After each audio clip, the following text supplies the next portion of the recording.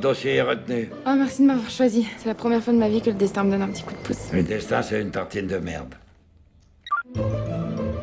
C'est pas mes chaussons que vous avez au pied. Vous gênez pas, surtout. J'ai pas le droit d'avoir un petit ami. Non, personne. Faut des règles pour vivre en communauté. Mais on serait que deux. Ça me semble déjà énorme. Je m'appelle Noémie Schmitt. J'ai joué le rôle de Constance dans L'étudiante et Monsieur Henri. Bienvenue sur clap.ch. Bonjour Noémie, on se Bonjour. retrouve dans la terre natale, en Suisse, justement à l'occasion de la sortie de ce film, avec Yvan Calberac.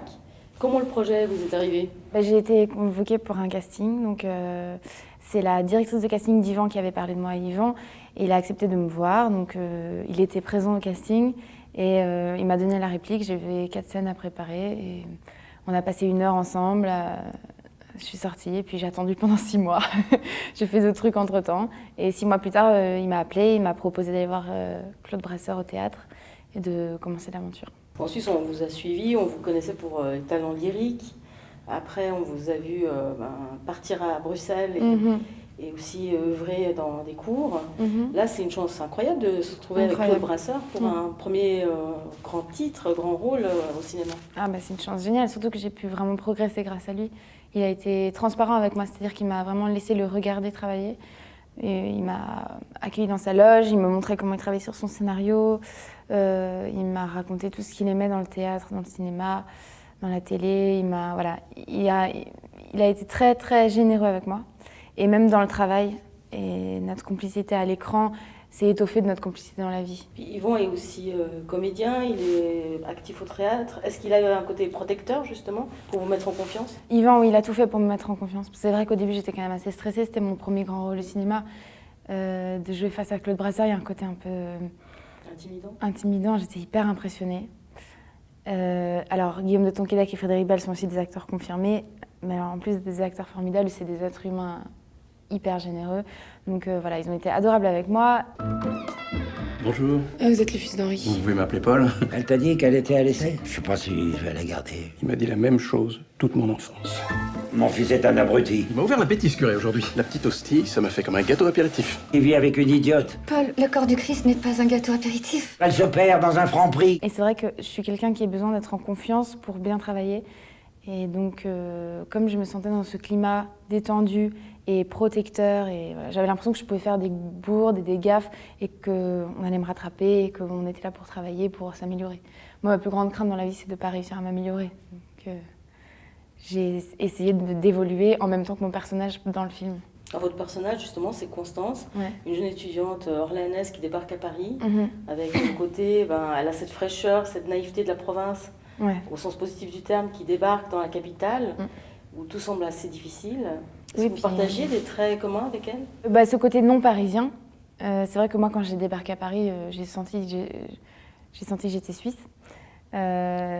Après, Constance, c'est un personnage qui est assez intéressant parce qu'elle est dans une spirale d'échecs, parce que son père l'a jamais valorisée. Donc son trait de caractère principal, c'est qu'elle ne croit pas en ce qu'elle fait, parce que son père lui a toujours dit que c'était nul. Donc comme elle part perdante, elle devient perdante.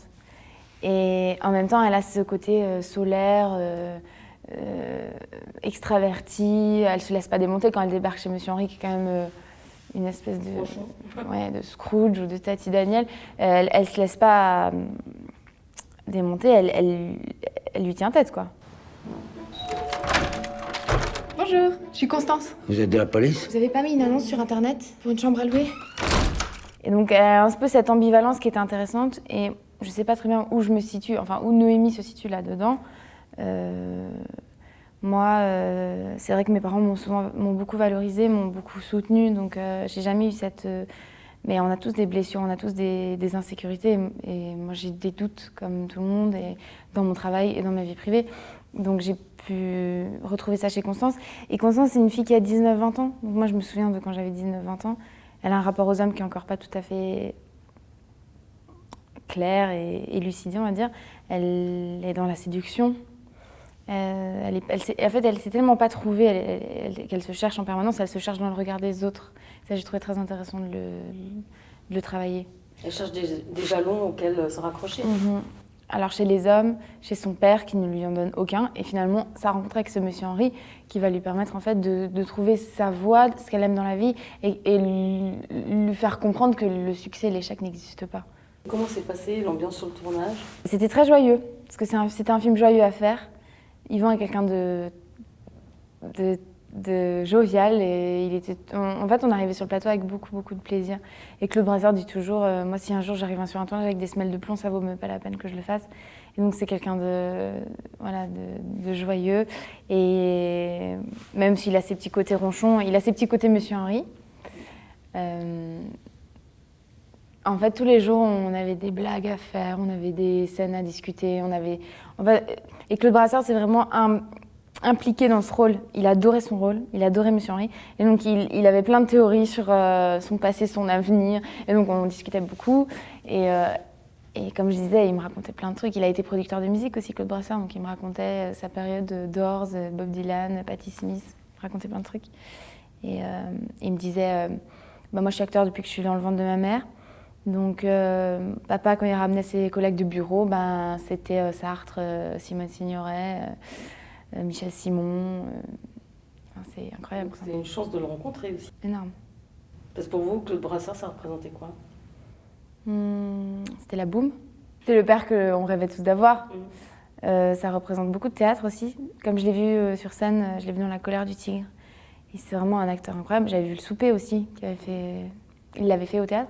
Et alors, ce que je ne savais pas, c'est qu'il m'a raconté qu'il avait créé au théâtre Le Dîner de cons. Il jouait le rôle de Thierry Lhermitte. Il n'a pas fait la version cinéma, mais c'est lui qui l'a créé au théâtre à Paris avec Villeray.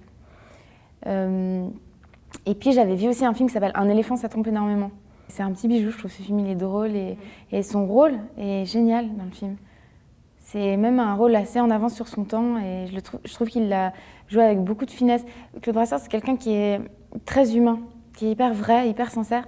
Et donc, il s'implique dans ses personnages et il me dit, moi, je m'en fous du rôle. Si c'est premier rôle, deuxième rôle, 10e rôle, je m'en fous. Ce qui m'importe, c'est que le personnage soit intéressant et que j'ai du plaisir à l'incarner. Ce que vous partagez avec Claude Brasseur, c'est justement l'expérience au théâtre. Oui, parce que j'ai fait une école de théâtre et je fais du théâtre depuis que j'ai 10 ans. Donc, j'ai cette même discipline du travail. Et une façon d'aborder les rôles aussi, peut-être. Alors, la grande différence dans le fait d'aborder des rôles au cinéma et au théâtre, c'est la chronologie.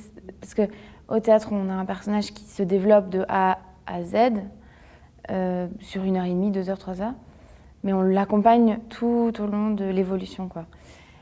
Au cinéma, on tourne la scène 70, puis la scène 1, puis la scène 127, puis etc. Donc, en fait, le garant de l'évolution du personnage, c'est le comédien. Et donc, c'est le scénario. Et c'est le rapport au travail du scénario. Donc, Claude Brasseur, il a son scénario qui est couvert d'annotations. Et pour chaque scène, il regarde. Donc, disons, on tourne la scène 27, il va lire la scène 26, il va lire la scène 28.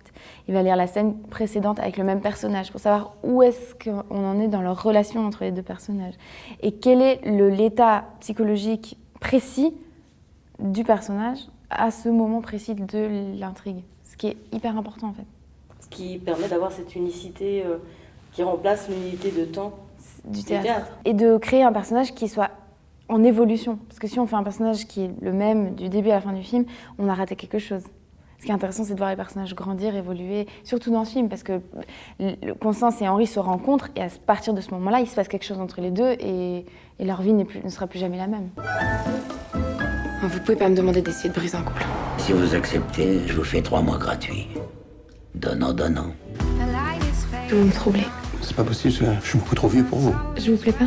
Non, si, beaucoup. Entre Constance et Henri, il y a des similitudes, mais en même temps, ils sont à l'opposé chacun de leur vie. Un au crépuscule, l'autre au début de sa vie, à l'aurore.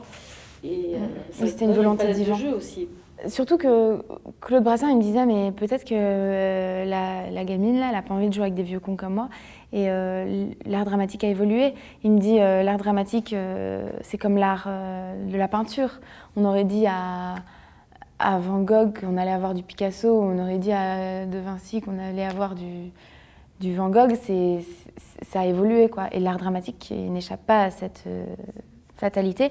Et donc, il me dit peut-être que la manière de jouer a changé. Et moi, je suis un vieux de la vieille, un vieux routier, et je fais avec ce que j'ai appris. Et donc, lui, il me disait, j'étais stressée de jouer aussi avec une jeune personne qui a d'autres codes, d'autres manières de faire. Et en fait, c'est ça qui a été hyper passionnant. Parce que moi, je vivais mon truc avec ce que j'ai appris dans mon école de théâtre. C'est-à-dire, comme j'ai fait une école qui est basée sur le théâtre gestuel, j'étais beaucoup dans l'énergie du corps.